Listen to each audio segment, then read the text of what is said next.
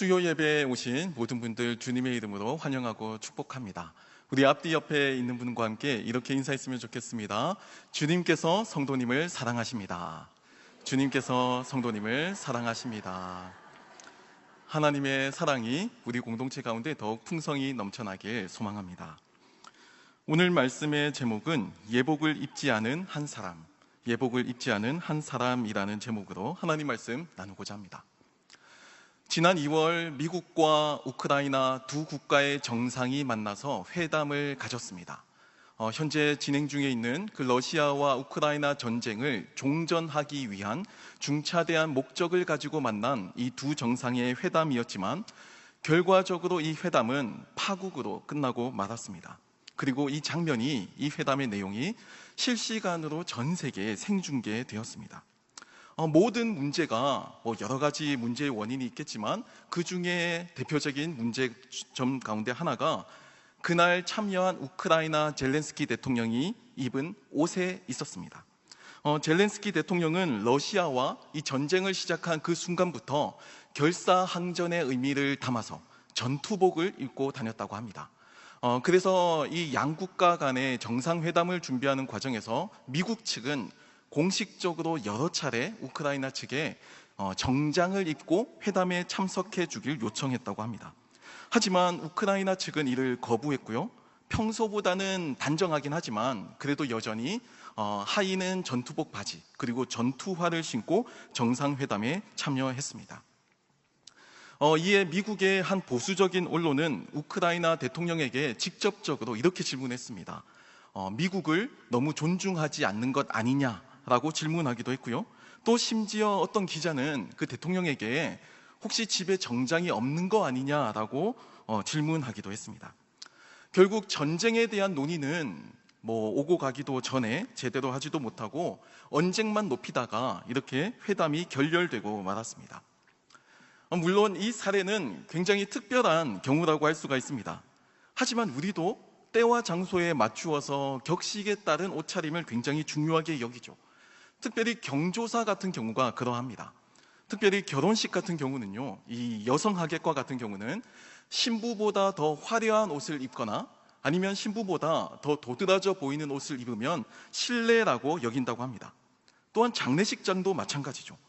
추모의 마음을 담아서 그 격식을 갖춘 복장, 이것을 예의로 여깁니다. 여기서 옷은 단지 신체를 보호하는 기능을 넘어섭니다. 여기서 옷의 의미는 사회적인 의미를 가지고 있어요. 오늘 본문 말씀도 옷에 대한 여러 가지 이야기를 다루고 있습니다. 예수님께서는 왕의 아들 혼인잔치 비유를 통해서 여러 가지 의미의 말씀을 전해주고 계시는데요. 이 비유는 예수님 당시 유대 사회에서 이 옷에 대한 의미를 엿볼 수 있는 그런 구절이기도 합니다. 제가 간단히 소개하면 오늘 본문은 이렇게 시작합니다. 본문 2절 말씀에 천국은 마치 자기 아들을 위하여 혼인잔치를 베푼 어떤 임금과 같으니 라고 시작하고 있습니다. 천국에 대한 이미지를 개념적으로 설명하면 굉장히 어렵죠. 하지만 이 천국을 모두가 다 경험해 보았을 만한 그 시각적이고 직관적인 분명한 이미지, 잔치의 이미지로 설명하고 계십니다. 이 이야기를 듣는 순간 모든 사람들은 아마 이 천국에 대한 개념과 함께 잔치에 대한 경험이 겹치며 나타났을 겁니다. 흥겹고 떠들썩한 잔치 분위기가 떠오르게 되고요. 또 맛있는 음식이 넘쳐나고 여러 사람들이 평안하게 그 잔치를 즐기는 여유로운 분위기가 자동적으로 연상될 거예요. 하지만 오늘 본문의 비유의 말씀은 이 단순한 잔치 이미지를 넘어서서 굉장히 복잡합니다. 이 안에도 갈등이 있어요. 그리고 이 안에도 심판이 있습니다. 마치 오늘날 우리가 신앙생활하고 있는 우리의 현실과도 굉장히 유사합니다. 그리스도인들의 이 신앙의 삶이 녹록치가 않죠. 고상하게 신앙생활을 하고 싶은 마음은 굴뚝 같지만 현실은 우리도 먹고 사는 문제, 이 먹고 사니즘의 문제 속에서 고민하고 갈등하고 방황하며 살아가기도 합니다. 경제적인 문제가 아니더라도요, 바람 잘 날 없다 이런 말들이 있을 정도로 여러 가지 생각지도 못한 가정의 어려움, 생각지도 못한 진로의 어려움, 건강의 문제들 가지고 갈등과 어려움을 겪기도 합니다. 믿음으로 우리의 이 믿음의 길을 먼저 걸어간 신앙의 선조들을 떠올리고 또 성경 속에 등장한 여러 믿음의 인물들을 기억해 보지만 사실 우리가 기억하는 그들의 인물의 삶은 다 신앙으로서 정제가 된 그 믿음의 이미지만 기억하잖아요. 이 결과물, 화려한 그 믿음의 결과물만 기억하지 그 과정에서 얼마나 많은 시간과 얼마나 많은 갈등을 겪었는지 우리는 그 모든 내용을 생략한 채 그들을 이해하고 있습니다.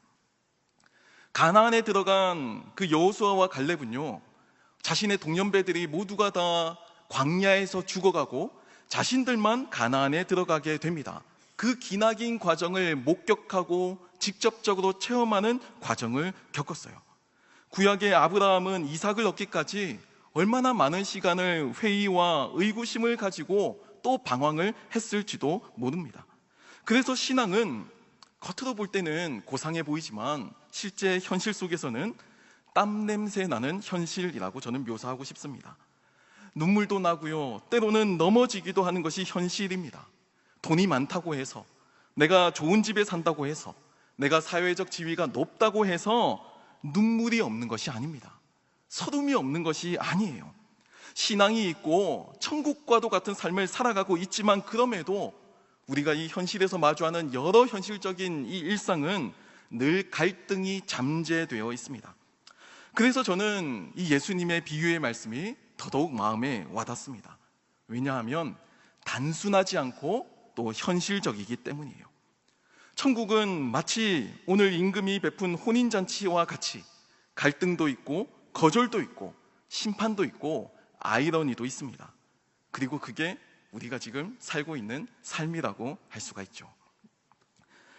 내용을 보면 임금의 아들이 혼인잔치를 하게 됩니다. 임금의 아들이면 왕자죠. 왕자는 권력을 가진 존재라는 의미입니다. 그런 위치에 있는 사람이 혼인잔치를 한다는 말은 그 임금이 통치하는 지역, 그 임금이 통치하는 사회의 잔칫날이자 축제라는 의미예요. 당사자인 임금에게도 이것은 경사이고 축제죠. 그래서 청첩장을 받은 사람들이 다시금 이 결혼식에 올 수 있도록 직접 종들을 보내서 다시 결혼식 공지를 다시 하게 됩니다. 재밌는 건 이 본문을 보면요, 이 임금은 단지 청첩장, 초대장을 보내고 마냥 기다리지만은 않는다라는 겁니다. 수동적으로 기다리는 그런 임금의 모습을 그리고 있지 않아요. 손수 이 임금은 발벗고 나서서 종들을 보냅니다. 초대장을 확인합니다. 다시금 종들을 보냅니다. 임금이 이 아들의 혼인잔치를 위해서 얼마나 많은 기대감을 가지고 얼마나 많은 정성과 노력을 쏟는지 잘 보여주는 본문이라고 할 수가 있습니다. 그런데 이제부터 갈등이 시작됩니다. 그리고 이 갈등이 심상치가 않아요. 오늘 본문 3절 말씀을 보면 초대받은 이들에 대한 반응이 나타나는데 굉장히 이상합니다. 그 종들을 보내어 그 청한 사람들을 혼인잔치에 오라 하였더니 오기를 싫어하거늘이라고 전하고 있습니다. 무슨 일인지는 모릅니다. 어떤 상황이 있는지 어떤 이유가 있는지는 전혀 모릅니다. 하지만 중요한 건 다들 이 임금의 혼인잔치에 오기 싫어한다라는 사실입니다. 보통 결혼식에 가게 되지 않거나 또는 참여하지 못할 때에도 거절을 하지 싫어하지는 않잖아요. 이 반응이 이 임금의 혼인잔치에 얼마나 무례한지 모릅니다. 하지만 여전히 임금은 인내심을 가지고 자기 자존심을 내세우지 않아요. 끝까지 이 혼인잔치가 잘 성사될 수 있도록 끝까지 참고 참으며 오히려 더 예의를 갖추고 더 정중하게 모시기 위해 다시금 종을 보냅니다. 본문 4절 말씀을 보면요, 다시 다른 종들을 보내며 이르되 청한 사람들에게 이르기를 내가 오찬을 준비하되 나의 소와 살찐 짐승을 잡고 모든 것을 갖추었으니 혼인잔치에 오소서 하라 하였더니 라고 전하고 있습니다. 오찬을 준비하고 소를 잡고 살찐 짐승을 잡고 모든 것을 갖추었으니까 다시금 정중하게 요청을 하고 있는 겁니다. 너희들이 원하는 모든 것을 다 준비했고 나도 최선을 다해서 준비했으니까 비록 바쁘기도 하고 또 상황도 있겠지만 이 임금이 마련한 잔치에 와서 이 잔치를 기쁘게 즐기고 누렸으면 좋겠다라고 다시금 전달을 한 거예요. 여기까지만 보면 임금이 이 혼인잔치를 위해서 얼마나 많은 노력을 했는지 알 수 있습니다. 임금으로서는 자신이 할 수 있는 모든 일을 다 한 거예요. 그런데도 이들의 반응이 이상합니다. 5절 말씀을 보면요, 그들이 돌아보지도 않고 한 사람은 자기 밭으로, 한 사람은 자기 사업하러 가고라고 전합니다. 아예 아무 관심이 없어요. 한 사람은 밭으로 갑니다. 또 한 사람은 자기 사업하러 갑니다. 자기 일들이 바쁘다고 초대를 받았음에도 불구하고 임금의 잔칫날을 외면하고 그 축제를 파탄내는 거예요. 초대장을 받았습니다. 종이 와서 다시금 전달해 주었습니다. 그리고 거절의 의사를 밝히자 다시금 종이 와서 정중하게 다시 그 축제에 오기를 다시 초대를 했습니다. 그런데도 이들은 자기들의 일이 바쁘다고 외면하고 있는 겁니다. 여러분, 더 심각한 건 6절이에요. 초대를 거절한 이들이 임금이 보낸 종들을 잡아서 모욕하고 죽이기까지 합니다. 아니, 혼인잔치에 초대한 것이 뭐 그리 큰 결례고 잘못이라고, 그리고 종들이 무슨 잘못이 있다고 죽이기까지 하느냐라는 겁니다. 이에 7절에 이들에 대한 심판이 나옵니다. 임금이 노하여 군대를 보내어 그 살인한 자들을 진멸하고 그 동네를 불사르고 라고 전합니다. 저는 여기서 이 임금의 선택과 결단이 결코 과하다고 생각되지 않았습니다. 왜냐하면 임금은 최대한 자신이 할 수 있는 모든 노력을 다해서 그들을 초대하려고 노력했기 때문입니다. 끝까지 인내했습니다. 끝까지 기다려 주었습니다. 하지만 이들이 거절한 거예요. 종들을 모욕하고 죽이는 것은 이 왕에 대한 통치를 거부하는 행위죠. 정중하게 초대했음에도 이들은 노골적으로 불편해하고 싫어하고 종들을 죽입니다. 임금의 호의를 원수로 갚는 거예요. 오늘날도 그렇지만 당시 고대 근동 지역은 명예문화라고 하는 이 문화가 있던 지역입니다. 명예는 목숨보다도 소중한 신뢰이고 신용이에요.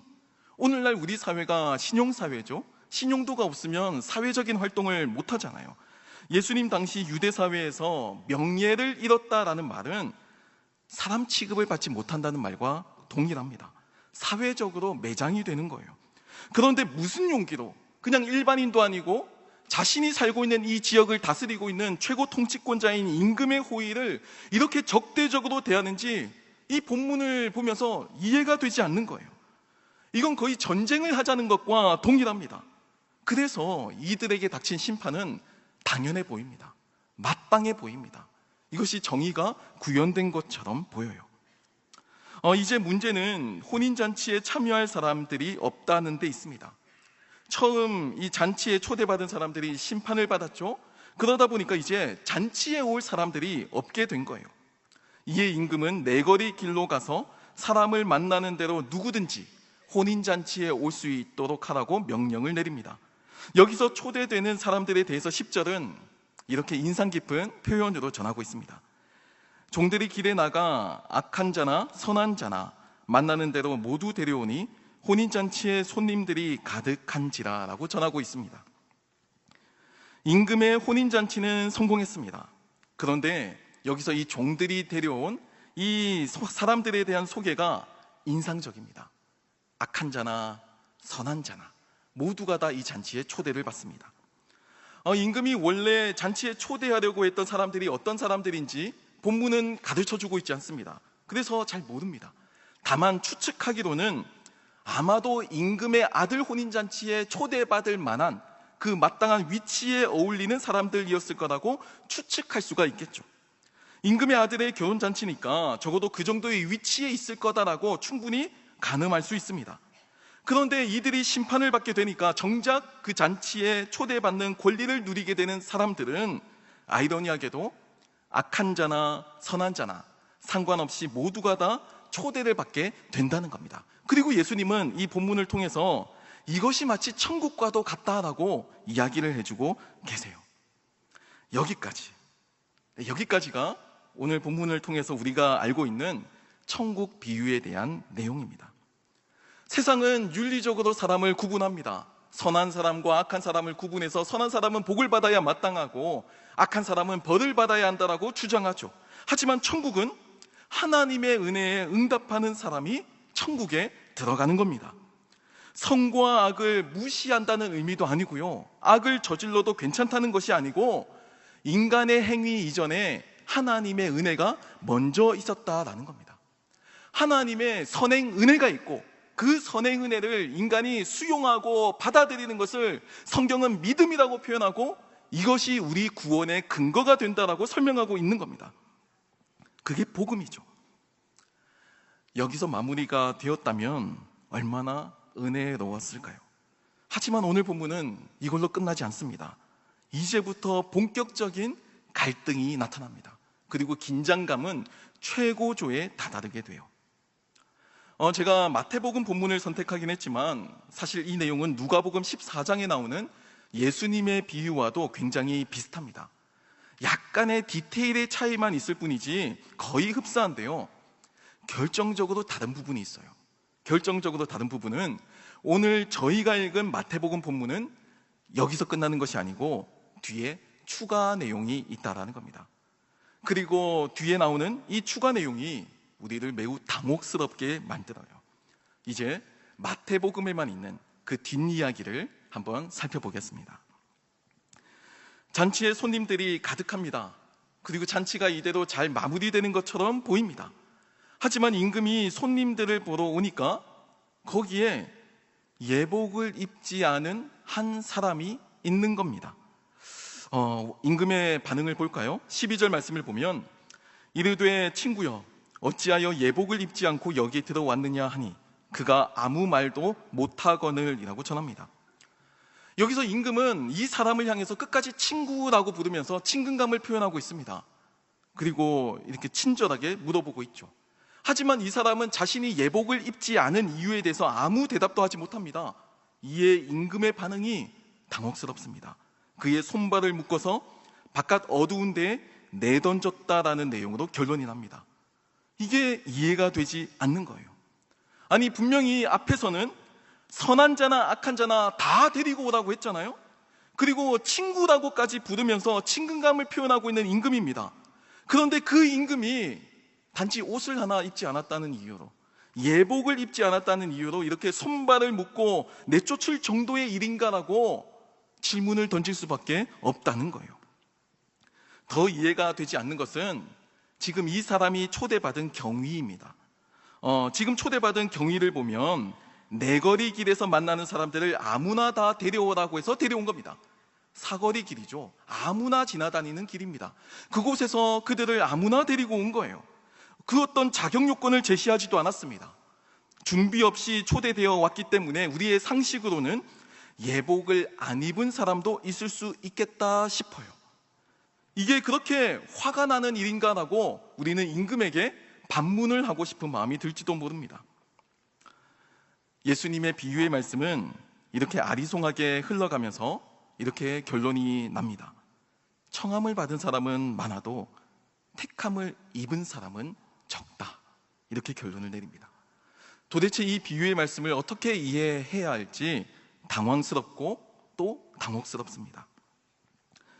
많은 사람들이 오늘의 이 비유의 말씀을 보면서 여러 가지로 해석을 합니다. 임금이 누군지, 또는 이 임금의 아들은 누군지, 종들은 누군지, 또는 이 종들을 죽인 사람들은 누군지 관심을 가지죠. 아마도 우리가 생각하는 것과 같이 임금은 하나님이실 거고 아들은 예수님, 또 종들은 그 복음을 전하던 선지자들, 그리고 죽인 사람들은 복음을 거부하는 이스라엘 백성들이라고 쉽게 생각할 수 있을 겁니다. 특별히 7절 말씀을 보면 임금이 노하여 군대를 보내어 그 살인한 자들을 진멸하고 그 동네를 불사르고 라고 표현하고 있는데, 이것은 마태복음이 회심한 유대인들을 대상으로 쓰여진 복음서라는 측면에서 유대인들이라고 한다면 누구나 가지고 있는 그 트라우마의 기억을 떠올리게 하는 표현으로 보입니다. 과거 역사 속에서 이스라엘 백성들은 아수르와 바벨론에 의해서 솔로몬 성전이 회파되고 예루살렘 성전이 무너지는 그 참상을 겪은 기억이 남아있거든요. 완전히 진멸되고 완전히 불살라졌습니다. 그 아픈 역사를 떠올리는 관용적인 표현을 마태는 또다시 사용하면서 아마 오늘 이 비유의 말씀을 듣는 유대인들에게 찔리게 하기 위한 목적으로 오늘 이 비유를 전하고 있을 겁니다. 여기까지만 해석을 한다면 이 비유는 참 깔끔하고 좋습니다. 하지만 여전히 문제가 있죠.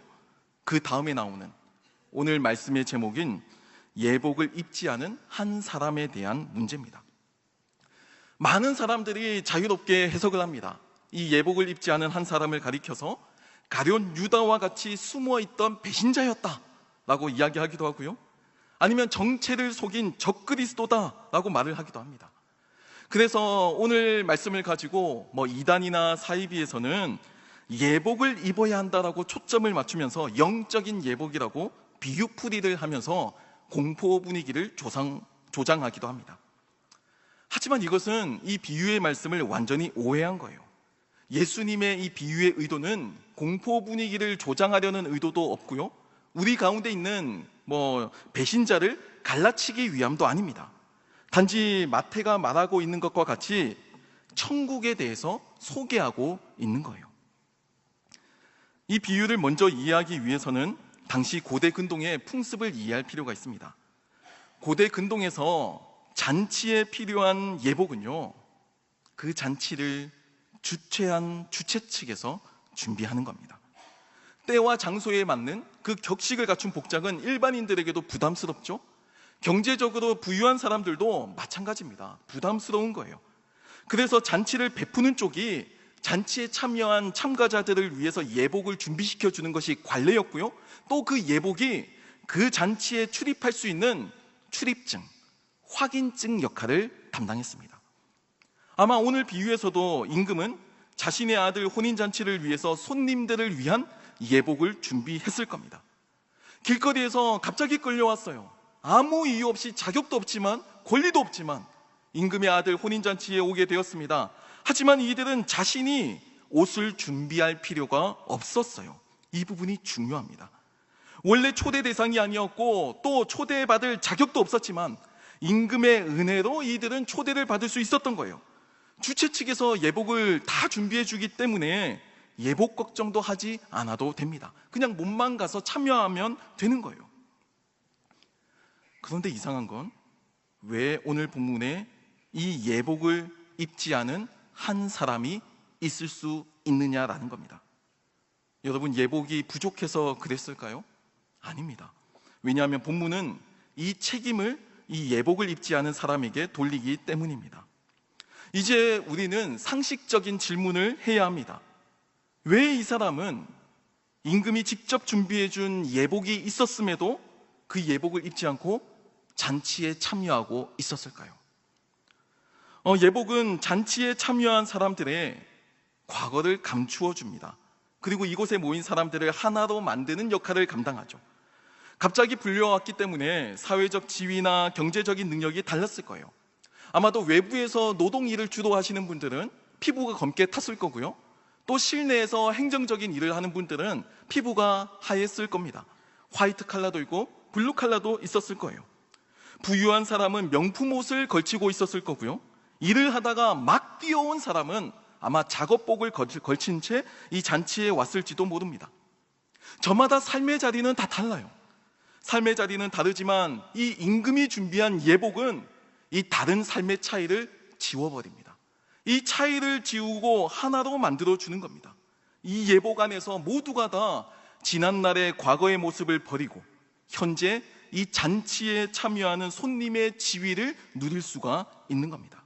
선한 자나 악한 자나 이 예복 안에서 그 모든 과거가 지워지게 되는 거예요. 왕이 주는 예복을 입는다는 것은 왕의 권위를 인정한다는 뜻이기도 합니다. 조건 없는 잔치에 이 초대받은 그들에게 주어진 단 하나의 유일한 조건이 있다면 여러분, 그것은 왕이 주는 예복을 입는 거였어요. 그게 유일한 조건이고 잔치에 어울리는 조건이었고 왕의 명예를 실추시키지 않는 상식이었습니다. 그걸 뻔히 아는데도 왜 오늘 본문에 나오는 이 예복을 입지 않은 한 사람은 왕의 예복을 입지 않고 버텼을까요? 다양한 해석이 가능하지만 분명한 건 의도적인 거부가 있었다는 겁니다. 저는 그렇게 생각합니다. 아마도 그는 자신의 옷에 왕의 예복 따위를 덧입을 필요가 없다라고 생각했을지도 몰라요. 이 사람이 갑자기 길거리에서 초대받았다라고 해서 남루하고 다 찢어진 옷을 입고 있었을 거라고 생각한다면 여러분, 그건 착각입니다. 편견이에요. 본문은 악한 자나 선한 자나 모두 다 초대했다고 했지 가난한 사람만 데려왔다고 이야기하고 있지 않거든요. 부유한 사람이든 가난한 사람이든 모두가 다 초대받은 겁니다. 우리가 흔히 아는 편견이 있죠. 부유한 사람들에 대해서 뭔가 부정적으로 바라보는 편견이 있습니다. 물론 성경은 가난한 사람, 약한 사람에 대한 관심이 있어요. 하나님의 우선적인 관심이 있고 우선적인 관심, 사랑을 표현하고 있습니다. 하지만 부유한 사람을 적대하지도 않아요. 구약 성경에서 부유한 사람은요, 하나님의 형통의 상징으로 꼽혔습니다. 신약 시대에서 부유한 사람은 자신의 재물을 나누어서 이 교회 공동체가 하나님의 나라가 될 수 있도록 기능하는 역할을 담당했습니다. 부의 유무가 터부시 되지 않았다라는 겁니다. 아마도 이들은 모두 아무 조건 없이 부하든 가난하든 경제적인 조건과 지위와 상관없이 초대됐을 거예요. 저는 그렇게 생각합니다. 오늘 나온 이 사람은 만약에 가난하고 힘든 사람이었다면 누구보다 더 빨리 왕의 예복을 입고 싶어 했을 거라는 겁니다. 누구보다 자신이 입고 있는 남루하고 비루해 보이는 옷을 벗어버리고 왕의 그 화려한 옷을 입고 싶어 했을 거라는 거예요. 저는 이 사람이 왕의 예복을 거절한 이유, 그건 딱 하나라고 생각합니다. 잔치에 초대받을 유일한 자격이자 조건이고, 이것을 거절하면 큰 신뢰라는 것을 알면서도 굳이 왕의 예복을 거절한 이유는 자기가 입고 있는 옷이 왕의 예복보다 더 멋지다고 생각하고 있었기 때문이라는 겁니다. 아마도 그는 실제로 멋진 옷을 입고 고가의 옷을 입고 있었을 겁니다. 많은 연봉과 또 높은 학력과 매우 높은 사회적 지위와 명망이라고 하는 옷을 내가 걸치고 있었을 겁니다. 내가 S대학을 수석으로 졸업하고 사시의대 다 패스하고 한강 조망권에 있는 넓은 아파트에 슈퍼카를 타고 다니는 인생, 그런 옷을 입고 있으니까 왕의 예복 따위는 눈에 들어오지 않는 거예요. 그는 그렇게 평생을 다른 사람들보다 더 뛰어난 조건과 우월한 상황 속에서 늘 주목받는 삶을 살았던 사람이었습니다. 그런 그가 여기서 다른 사람들과 평범해지는 그런 왕의 예복을 입을 이유가 전혀 없죠. 자신은 자신의 옷에 심취해서 자기가 성취한 삶의 성공에 심취해 있는데 그 옷을 벗고 왕의 예복을 다른 사람들과 같이 똑같이 입고 잔치에 참여하는 것은 그에게는 아마 모욕적이었을 겁니다. 이걸 참을 수가 없었던 거예요.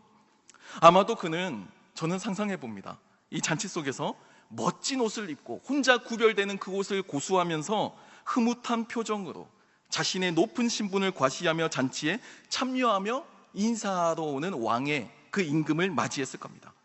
내가 이런 사람이라고 마음속으로 으스대면서 왕의 인정을 받길 바랬을지도 몰라요. 여러분, 하지만 이 사람에게 닥친 결과는 내쫓기는 슬픔이었습니다. 임금은 그를 내쫓았고요, 그는 잔치의 기쁨에 참여할 수 없었습니다. 아이러니하게도 그는 자신의 성공, 자신의 자랑, 자신의 멋진 옷 때문에 왕의 예복을 거절하는 치명적인 실수를 저지른 거예요. 사랑하는 성도 여러분, 오늘 마태복음의 이 왕의 아들 잔치 비유는 앞서 말씀드렸듯이 누가복음 14장에 나오는 잔치의 비유와 거의 흡사합니다. 뒤에 나오는 이 왕의 예복을 입지 않은 이 한 사람, 이 한 사람에 대한 내용만 제외하고 나머지는 거의 같다고 해도 무방해요. 하지만 이 두 비유는요, 결정적인 차이가 있습니다. 많은 신약학자들이 이 비유의 차이를 이렇게 해석해요. 누가복음에 나오는 14장 이 잔치의 비유는 누가 잔치에 참여할 수 있는가를 질문하고 있습니다.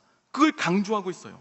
오늘 본문 마태복음 22장에 나오는 혼인잔치 비유는요, 누가 잔치에 참여할 수 없는가를 강조한다는 겁니다. 생각해보면 당연한 거예요. 누가복음은 이방인인 누가가 기록했죠? 이방인들을 대상으로 쓰여진 복음서입니다. 어린아이들, 여성, 그 당시 사회적 약자, 주류가 아닌 배제되어 있는 주변인들에 대한 관심이 월등히 도드라져 있는 복음서가 누가복음입니다. 그래서 누가복음을 기록한 누가는 누가 잔치에 참여할 수 있을까라고 질문을 하는 겁니다. 우리 같은 이방인들, 우리 같은 작은 사람들, 우리 같이 악한 사람들, 우리 같이 연약한 사람들, 부족한 사람들 모두 잔치에 참여할 자격이 있다라고 이야기하고 싶었던 거예요. 마태복음은요, 회심한 유대인들을 위해 쓰여졌습니다. 유대 문화에, 그리고 유대인들에 대한 관심이 굉장히 높죠. 그렇기 때문에 누가 잔치에 참여할 수 없는가라고 하는 부정적인 질문을 하고 있는 겁니다. 유대인들이 가지고 있는 선민의식을 경고하는 겁니다. 그 교만과 위선을 고발하고 있는 거예요. 저는 우리의 신앙이 교만과 위선이라고 하는 이 덫에서 벗어나길 소망합니다. 신앙의 연수가 있다는 것이 오히려 왕의 예복보다 내가 성취하고 내가 거머쥐고 있는 나의 옷을 고집하는 이 아집과 고집으로 연결되지 않기를 소망합니다. 사실 누가복음이나 마태복음이나 서글픈 사실 하나가 있죠. 처음 초대받은 손님들은 다 이유가 있어서 초대를 거절합니다. 이 복된 소식을 거절해요. 마태복음을 보면요, 자기 밭에 가고 자기 사업하러 가고요, 누가복음을 보면요, 땅을 사서 결혼을 해서 소를 사서 그거 봐야 한다고 잔치 초대를 거절합니다. 다 공통점이 있죠? 다 먹고 사는 문제 때문이에요. 먹고 사니즘이라고 하는 이 현실적인 문제 때문에 잔치 참여를 놓친 겁니다. 내가 살아가는 삶이 너무 바쁘고 분주해서 잔치에 참여할 시간도 없고 마음도 없다는 겁니다. 오늘날 저희들의 삶의 모습을 살펴보길 원합니다. 먹고 사는 문제도 시급하고 중요하지만 우리는 하나님의 잔치에 기쁨으로 참여할 수 있어야 합니다. 매주마다 우리는 예배를 통해서 하나님의 잔치에 참여합니다. 그 잔치에 끌려온 것이 아니라, 의무적으로 나온 것이 아니라 기쁨과 감사로 하나님께 마땅한 영광을 올려드리며 우리가 예배자의 삶을 살고 있는지 우리는 우리 자신에게 질문해야 해요. 신앙생활은 복음을 누리는 것입니다. 복음은 기쁜 소식이죠. 좋은 소식이에요. 이 원어상 원초적으로 기쁘고 직관적으로 즐거운 겁니다. 복음이 기쁘지 않아요. 복음이 내가 뭔가 내 삶을 억압하고 있어요. 그건 복음을 오해하고 있는 겁니다. 억지로 죽지 못해서 하는 것이 아니고 내 삶에서 흘러나오는 감사와 은혜와 감격으로 예배를 드리는 겁니다. 하나님께서 베풀어 주신 왕의 예복을 감사히 입고 그에 합당한 은혜를 올려드리는 삶 살기를 소망합니다. 내가 성취한 인생의 결과물들 아무리 멋져 보여도 하나님의 말씀에 순종하는가, 그게 하나님께서는 더 중요하게 보십니다. 우리의 공로를 내세울 필요도 없습니다.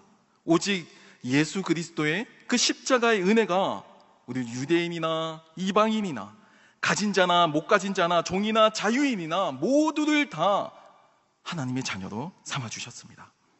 우리의 삶을 이 세상의 화려한 것들로 채우고자 하는 잘못된 욕망에서 벗어나서 주님의 말씀과 그 명령 앞에 순종으로 화답하며 날마다 자신을 비우고 겸손히 자기를 지우며 섬기는 우리 모두가 되길 소망합니다.